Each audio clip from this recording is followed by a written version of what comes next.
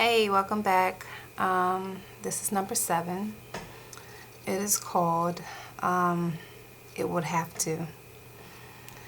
In the previous segment, which is God is in this, number 7 is the same thing as it will have to, in a way, because when you have reached the bottom, and when you're at the point where you are deciding to be depressed, or if you can't function and you want to run away from everything and start over, or you just want to give up or anything like that, that's when the concrete needs to be broken. You have to make a decision at that point to go forward, because if you believe that it's going to get worse and worse and worse and worse, it may get worse and worse and worse and worse and worse, because you have to decide on it. You have to.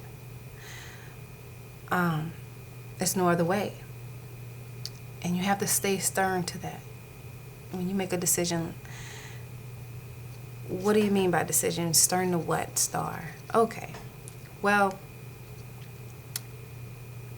the past 2 weeks have been extremely challenging for me. I've been through a point where I decided to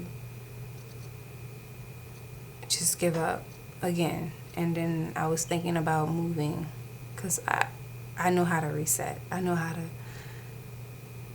completely reset, and start grinding all over again.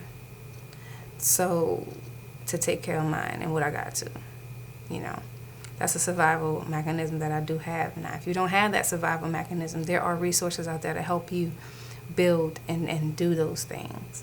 But when it comes down to me, which is all I could really say or talk about, because like I said in the beginning of this, it took a lot for me to even be open about this, because I'm not a nobody. In my vision of myself, I am not a nobody. I am somebody, and I'm very powerful. My words are powerful. My insights are powerful.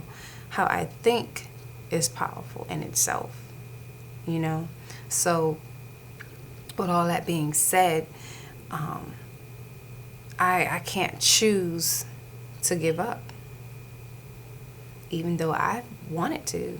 I wanted to say, man, forget all of this. Forget the house. Forget the fighting this and the rights for the kids and protecting us and all that type of stuff and all that. I mean, what he's going to do, in the end, he'll win, and then he'll walk around saying, well, it is what it is. I got this how I want to. Who knows how his thinking would be magnified at that point, or what type of monster he might be, which isn't my position any longer, because I am in the process of not even being his wife anymore, and even though that is in some type of way a form of being a sin in a way, I believe, but based off of the consequences of not being loved, it's just not appropriate. It's not. I have full grounds for this, so I have to make these decisions and choices to make it, as of you or anybody going through it, because you will fail. You let them win, and it's not a game of win and lose, but it's what you deserve, and you deserve that peace. I am not peaceful by just running or being a runner. That doesn't stick with me pretty good anymore, since I'm older. When I was younger and I was 28, I believe, going through all of this stuff with him, I was afraid of my husband. I was just so afraid of him. I was afraid he was going to kill us and everything. I was afraid that he was, when he would say, oh, I can't live without you guys, and he broke down crying, saying, y'all all I got type of deal, when he walked around the house with a gun, I was completely afraid of him. Terrified. it was many times and points I didn't know what to do, and I was just so afraid to trigger him in so many ways. I mean, my mother would even call me and say, "Star, is it a good time to talk?" That's my mom. Just so he wouldn't look at me whenever she called or whatever, just so he wouldn't look at me a certain way or think this or think something's being plotted against him or whatever, all this stuff, crap he created in his head. So, it's a lot. It's a lot. And you just have to look for it inside and to try and overcome it. And it's in you. That's the thing. It's in you to decide on and really try and fix. But you just have to be very careful. You got to be smart about it. You got to really plan it out. You got to figure out the avenues and the options you do have within your circumstance, and it's fully possible. You just got to decide not to take it, and depend on it. It's up to you. But, if your circumstance is extremely unsafe, you need to get out of there. You need to get another place to be. And I've done that too. I've had an apartment where I left my home before even deciding to go home. I had an apartment.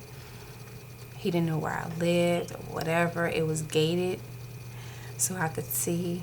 I informed them. I've even marked my home, as a red flag. I used to, when I would come home and I had to deal with my husband and I couldn't feel based off of how he would talk on the phone, I couldn't feel where he was mentally, I would go sit at the police station.